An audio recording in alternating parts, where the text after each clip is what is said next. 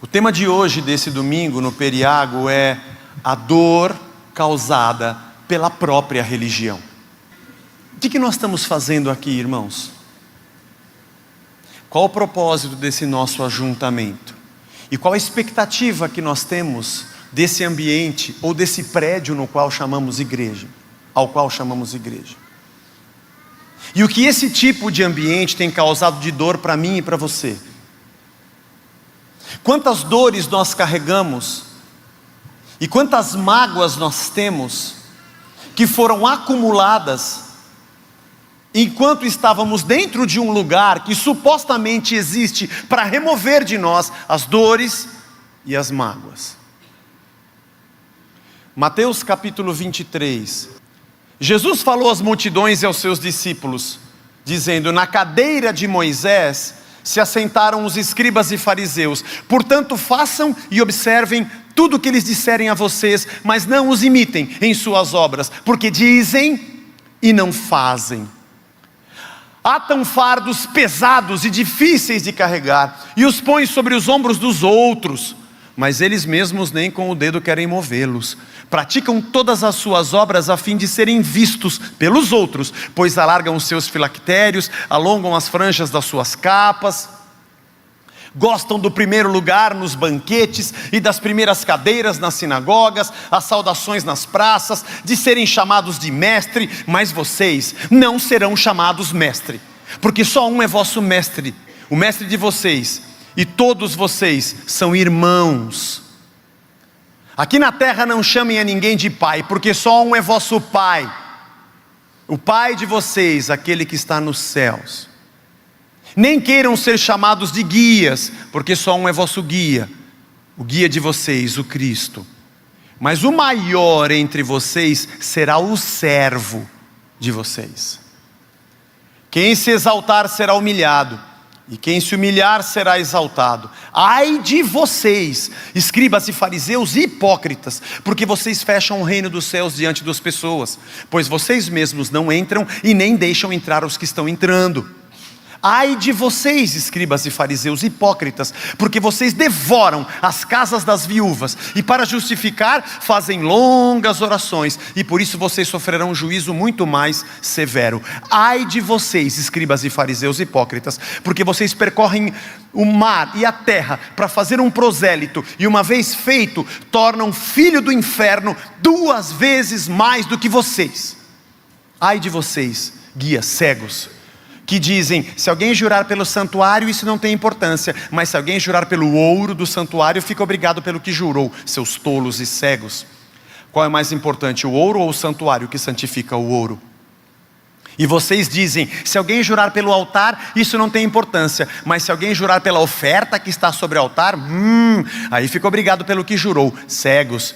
Qual é mais importante, a oferta ou o altar que santifica a oferta? Portanto, quem jurar pelo altar, jura por ele e por tudo que está sobre ele. E quem jurar pelo santuário, jura por ele e por aquele que nele habita. E quem jurar pelo céu, jura pelo trono de Deus e por aquele que está sentado no trono. Ai de vocês, escribas e fariseus hipócritas, porque vocês dão o dízimo da hortelã, do endro, do cominho, e desprezam os preceitos mais importantes da lei: a justiça, a misericórdia, a fé. Mas vocês deveriam fazer essas coisas sem omitir aquelas, guias cegos. Vocês coam o mosquito e engolem o camelo. Ai de vocês, escribas e fariseus hipócritas, porque vocês limpam o exterior do copo e o prato, mas estes por dentro estão cheios de roubo e de glutonaria. Fariseu cego, limpa primeiro o interior do copo, para que também o seu exterior fique limpo. Ai de vocês, escribas e fariseus hipócritas, porque vocês são semelhantes aos sepulcros pintados de branco, que por fora se mostram belos, mas interiormente estão cheios de ossos, de mortos e de toda a podridão. Assim também vocês por fora parecem justos aos olhos dos outros, mas por dentro estão cheios de hipocrisia e de maldade. Ai de vocês, escribas e fariseus hipócritas, porque vocês edificam os sepulcros dos profetas, enfeitam os túmulos dos justos e dizem: se nós tivéssemos vivido nos dias dos nossos pais, não teríamos sido os seus cúmplices quando mataram os profetas. Assim, vocês dão testemunho contra si mesmos de que são filhos dos que mataram os profetas. Portanto, tratem de terminar aquilo que o pai de vocês começaram. Serpentes, raça de víboras, Como esperam escapar da condenação do inferno? Por isso, eis que eu lhes envio profetas, sábios e escribas. Uns vocês matarão, a outros crucificarão, e a outros ainda vocês açoitarão nas sinagogas, e perseguirão de cidade em cidade, para que recaia sobre vocês todo o sangue justo derramado sobre a terra, desde o sangue do justo Abel, até o sangue de Zacarias, filho de Baraquias, a quem vocês mataram entre o santuário e o altar. Em verdade lhes digo, que todas estas coisas hão de vir sobre a presente geração. Irmãos, como eu queria ter bastante tempo para falar desse texto. Jesus fala sobre escribas e fariseus, uma classe de profundos conhecedores da lei, que colocavam sobre as pessoas o peso do cumprimento dos 613 mandamentos, sem um pingo de misericórdia. Aliás, fariseus e escribas acreditavam que a salvação estava no equilíbrio, ou melhor, no desequilíbrio entre boas obras e más obras. Como se as pessoas conquistassem a benevolência de Deus pelo cumprimento de leis e mandamentos. A liderança religiosa tem uma tentação que nenhum outro tipo de liderança tem. Líderes comuns podem pensar que são deuses, isso acontece muito. Líderes políticos, alguns deles não pensam que são deuses, têm certeza que são. São os mais psicopatas dos psicopatas. Mas a liderança religiosa, um líder religioso não acha que é Deus. Ele é pior do que isso. Ele se acha acima de Deus. Sim, porque ele já conhece os subterfúgios da religião. Ele marca dia para Deus agir. Marca o dia da vitória, a noite do poder, o dia da cura, o dia do livramento. Ele se sente no poder de mandar Deus fazer as coisas que devem ser feitas. Por isso tem gente tão arrebentada e machucada com as falsas mentiras e hipocrisia de líderes assim. Gente que com seus rituais espiritualescos conseguem ordenar o que querem ou pensam que fazem. Porque a liderança religiosa acha que está sobre Deus e o comanda. Criam mecanismos de controle de pessoas, mecanismos de controles espirituais, perderam a sensibilidade, não são mais sinceros nem verdadeiros, perderam a humildade, perderam o temor, perderam a compaixão, se esqueceram da graça, criaram impérios, esfolam pessoas. Oh, que grande líder religioso, que grande, vamos falar evangélico, né? Que grande ministério ele construiu com o quê? Com o seu suor? Ou com a casa das viúvas, que você entra para fazer longas orações e devora a casa dela? A viúva na cultura judaica deveria ser tratada como alguém que tinha que ser adotada, ela não tinha pensão, ela não tinha ninguém. Aliás, a viúva, o pobre, o órfão e o estrangeiro, os 4 desfavorecidos que a cultura judaica e a religião judaica ensinava o povo, que esses deveriam ser acolhidos. Agora você traz uma desculpa espiritual, que você vai entrar na casa dela para fazer longas orações e vai tirar do armário dela o pouco que ela tem. Raça de víboras, construiu o seu império esfolando gente pobre. Gente que precisa de milagre, que precisa de livramento, que precisa de amor, que precisa de amparo, e faria qualquer coisa por isso.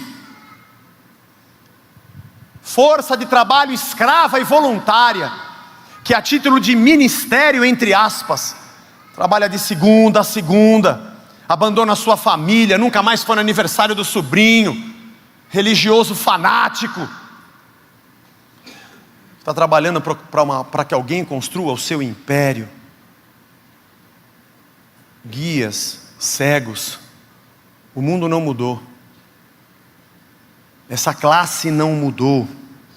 Na cadeira de Moisés, a cadeira de Moisés era uma cadeira que existia na sinagoga. E o principal escriba, ou o mais famoso da região, ou da aldeia, da cidade, tinha lugar naquela cátedra. Era o mais importante que ali se sentava. Eles amam esses lugares, amam as primeiras filas na sinagoga, amam ser reconhecidos pelos homens, ser chamados de mestre, meu pai, meu guia. Naquela época Jesus já dizia: não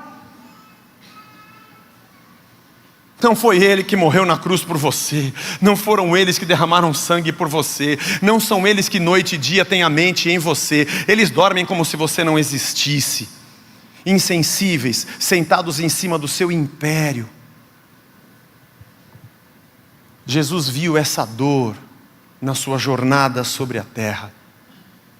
Ele sentiu como tem gente sendo engolida por sistemas religiosos que devoram a casa das viúvas, colocam fardos pesados sobre as pessoas e não querem nem com o dedo removê-los.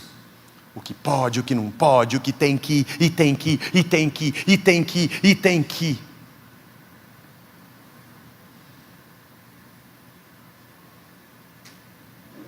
E a multidão dos desgraçados se esfolam para sustentar a família imperial.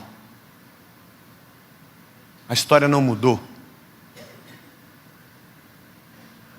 A partir disso, Jesus libera essa rajada de metralhadora, porque o Cristo saiu da sua glória. Ele criou tudo que existe no céu e na terra. Ele colocou as árvores, os animais, o céu, a água, o sol e a lua e as estrelas. Criou o homem, soprou sobre ele, deu o seu fôlego de vida. E quando esse homem peca para a morte, Cristo vem e toma o seu lugar, entra na sua pele, vai para a cruz, leva o pecado da humanidade, carrega sobre si a nossa iniquidade, para chegar aqui e encontrar um bando de vagabundos sem vergonha, que se colocam acima de Deus, que espizinham pessoas,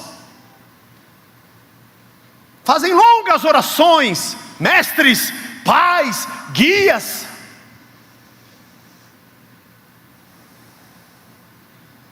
Acho que Cristo olha e fala: o que esses caras estão pensando? Meu? Como é que é? Você é o pai, você é o guia, você é o mestre. O que você fez para isso? Talvez muitos de nós que estamos aqui passamos por dores, porque caímos nas mãos de víboras. Bom, a Casa da Rocha é uma igreja que muitos que vieram para cá, vieram emergente ou afogados num sistema assim. São controladores, são avarentos, e tem uma mistura bombástica, insegurança com vaidade. Porque pessoas inseguras que dependem de um séquito, que dependem de aplausos, são vaidosos e adoram formar os seus bobos na corte. Aliás, música do Resgate que saiu hoje. Todo psicopata tem bobo na corte. E lá estamos nós, dizendo Ave César, fazendo culto ao imperador. Por isso Jesus profere 7 ais. Ai de vocês que fecham o reino, vocês não entram e não deixam ninguém entrar. Não é com sacrifício humano. Meu querido, você está na glória, porque Cristo morreu por nós. Você não depende de mim, nem da minha oração. Eu não sou ninguém, eu sou como você, pecador como você, dependente das mesmas coisas, pagando os mesmos impostos, tomando injeção quando fica doente. Eu não gosto de injeção, você sabe, então eu tomo só o antibiótico, mas se precisar, eles me amarram e dão a injeção e tudo bem. Meu pneu do carro também fura, sabe? Não posso vender para você uma falsa impressão de que o semideus que está aqui em cima tem um poder para dar a você. O Espírito Santo de Deus já habita dentro de você. Você não precisa do meu poder e do poder de homem algum. Vocês devoram as casas das viúvas. Vocês se apoderam e se apropriam do que não é de vocês. Se alguém jurar pelo altar, tudo bem, pelo templo, tudo bem, mas pelo ouro e pela oferta, não. Ávidos por dinheiro. Vai gostar de dinheiro assim lá no quinto dos infernos.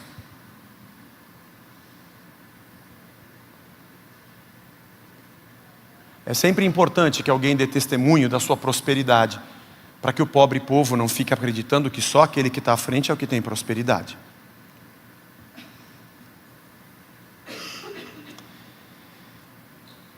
Prosélitos, novos convertidos, Jesus já denunciava isso. Vocês não convertem uma pessoa para que ele seja livre em Deus, mas sim para que seja mais um fanático no exército de fanáticos que vai dizer Ave César e ser um filho do inferno 2 vezes pior do que vocês.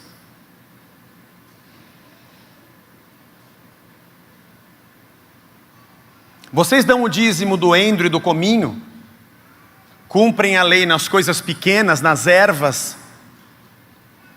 Trouxe uma folhinha do meu cominho que saiu lá no meu vasinho, é minha parte. Mas misericórdia, compaixão, generosidade vocês não têm. Aliás, o copo de vocês e o prato está limpo por fora, mas dentro tem imundícia, porque dentro a comida que está lá, você comprou com a tua corrupção. Dentro do teu prato tem o sangue e o suor de gente pobre, de quem você arrancou a grana.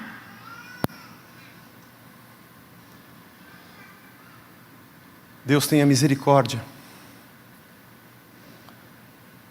Eles precisam saber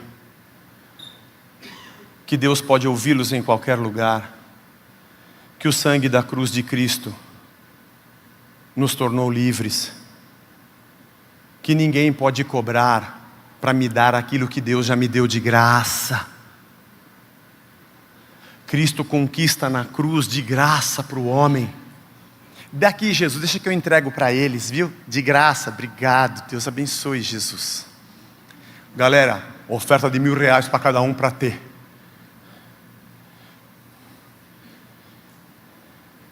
Misericórdia. Deus tem misericórdia do nosso povo. Para saber que a palavra de Cristo, o Espírito que habita nele já é suficiente. Que não dependem de homens. Deus tenha misericórdia da nossa gente. Que são massa de manobra para uma agenda política imperialista. Deus tenha misericórdia do nosso povo. São sepulcros caiados, túmulos que por fora são bem pintados e ornamentados e por dentro tem um corpo morto. Raça de víboras que perseguem profetas. E basta você levantar um dedo contra isso para ser fuzilado. Desde Abel até Zacarias. Está lá em 2 Crônicas a sua morte. Filho de um sacerdote foi denunciar o pecado e foi morto pelo rei e pela nação.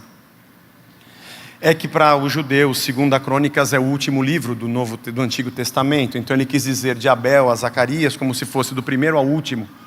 Vocês sempre estão perseguindo e acabando com profetas. Talvez, irmão, talvez você tenha passado por situações que massacraram tua alma e a tua mente. Eu sei o que é isso. Por um momento a gente é meio que programado no cérebro para reproduzir uma fé que a gente nem questiona. Até o momento em que a gente começa a perceber que tem mais feridas do que benefícios. E de que a gente está ajuntando para um alguém que não é o quem verdadeiro. Que projetamos a nossa fé em sistemas e pessoas que na verdade nos destroem. Jesus, quando esteve entre nós, no seu periágo, ele entendeu isso. Aliás, ele viu e ele sentiu isso. Porque Jesus foi julgado por religiosos. Foram homens desse naipe que ajudaram a turba a gritar: crucifica-o.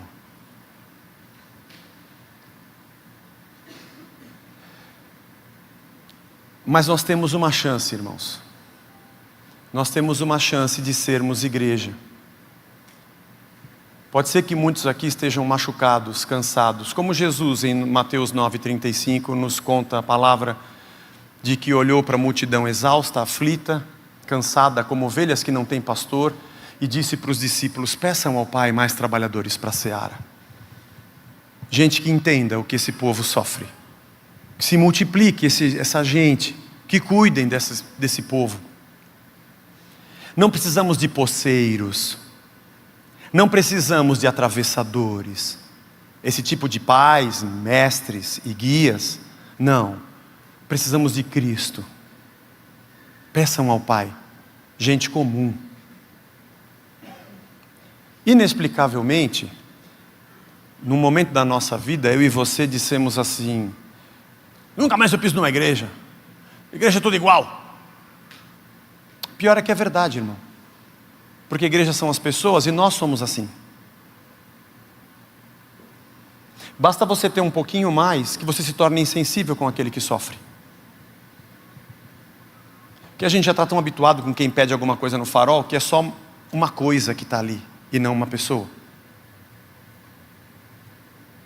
Eu não sei o tipo de gratidão que você tem no coração por isso aqui. Não estou dizendo por mim, estou dizendo por isso aqui.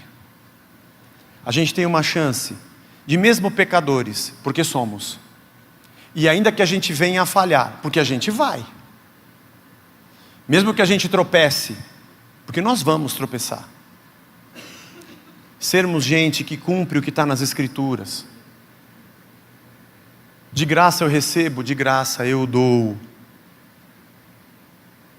Eu amo a Deus e ao próximo como se fosse a mim mesmo. Eu vejo quem tem alguma carga e reparto com ele, porque Cristo levou a minha e me deu o seu jugo suave e leve. Dá para levar um pouco do seu, porque ele me aliviou. Considero o outro superior a mim mesmo, como diz Paulo. Nos sujeitamos uns aos outros no temor do Senhor. Somos uma resposta de Deus a alguém que chora. Levamos as cargas uns dos outros. Tipo gente boba, que anda mais uma milha, se pedirem para andar, anda duas. Se pedirem a capa emprestada, entrega de uma vez. E se tomar um tapa de um lado, já vira o outro para tomar o segundo. Tipo gente assim. Gente que não tem interesse nas suas próprias coisas. Gente que não bota preço no que faz, porque de graça recebeu e de graça dá. Gente que quando faz alguma coisa, não pede nada em troca, porque aquilo que a mão direita faz, a esquerda nem sabe, ninguém precisa saber. Eu faço porque eu amo. Aliás, gente que se envolve no ministério, não porque está procurando uma igreja que me entenda, alguém que está entendendo o que é ser igreja. Porque se você procura um lugar que seja bom para você, talvez aqui não seja o melhor lugar. E olha, tem muitas igrejas em São Paulo, você digitar igreja evangélica no Google, uau! Mas se você quiser entender que tipo de igreja eu devo ser, para ser bom para o meu próximo, beleza, cai para dentro que é nós. Nosso egoísmo, nosso egocentrismo está nos matando. A gente tem a chance de chegar aqui e sentar no domingo, e antes do Vagnão, alguém aqui vier orar e dizer, ore pelo seu irmão, você não conseguir ficar sentado sem perguntar o nome de quem está do teu lado, porque afinal de contas ele é seu irmão, é o mesmo pai. De você dizer, Senhor, a ferida que eu carrego, que me machucou, eu não vou levar para frente. Quando eu entrei na faculdade, cortaram o meu cabelo, eles pediam para a gente coçar o ouvido com um pincel atômico. É. E não cortaram o cabelo da gente direitinho, era tudo torto. E a gente tem que fazer pedágio ainda na rua, para pagar a cerveja dos veteranos. Naquela época eu não bebia cerveja, irmão, olha o quanto que eu perdi. Você bebe agora, Zé?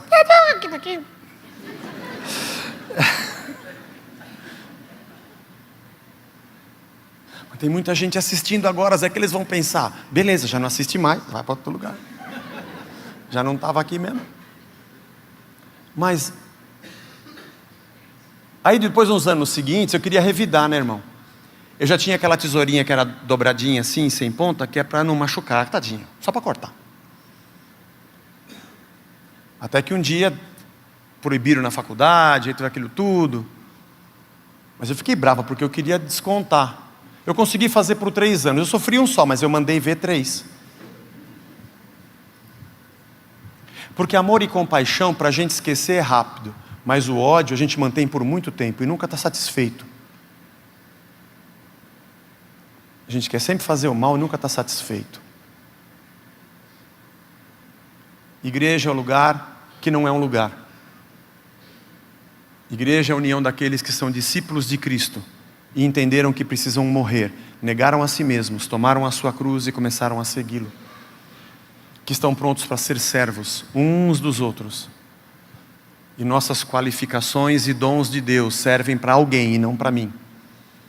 Que não estamos num pedestal, mas estamos no chão da fábrica. E ao invés de ferirmos pessoas com a ferida que nos feriu, nossas feridas e cicatrizes são o motivo pelo qual a gente vai ser cura para os outros. E fazermos desse ambiente um ambiente de dádiva. Aliás, aqui você tem uma grande oportunidade de amar. Porque você não é obrigado a vir, você não é obrigado a ser membro, você não é obrigado a dar 10%, não é obrigado a dízimo, não tem dia para dar, não é obrigado a frequentar, nem obrigado a fazer parte de um grupo qualquer para ser habilitado para ser alguma coisa. Aqui você não precisa fazer nada, irmão. Esse aqui é um lugar excelente para os egoístas. A Casa da Rocha é o melhor lugar que tem para você usufruir dos outros sem que você doe nada. Afinal de contas, quem inventou isso foi Cristo, que ao invés de nos pagar, Ele foi na frente e pagou no nosso lugar.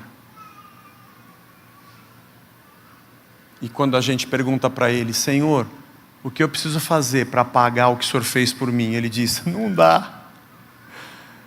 Não dá. Ninguém conseguiria, só eu conseguiria fazer isso. Mas o Senhor me perdoou, o que eu faço agora? Vai e não peca mais. Zaqueu, mas eu acho que eu errei demais. Reparte com a galera agora, já estou indo.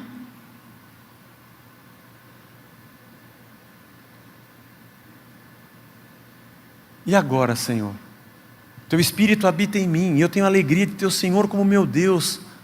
E o Senhor me encheu da Tua presença, o Senhor me deu capacidade, o Senhor me deu trabalho, o Senhor me deu saúde. Bom, você pode ser luz e sal. E aquilo que você recebeu, você fazer pelo outro. Eu espero que esse nosso ajuntamento não depende de mim, depende de você. Seja um lugar agradável. E alguém que entre aqui, apesar de ser um pouco quente, o banheiro, eu sei que não está tão legal, eu entro só no masculino. O pessoal erra muito o alvo.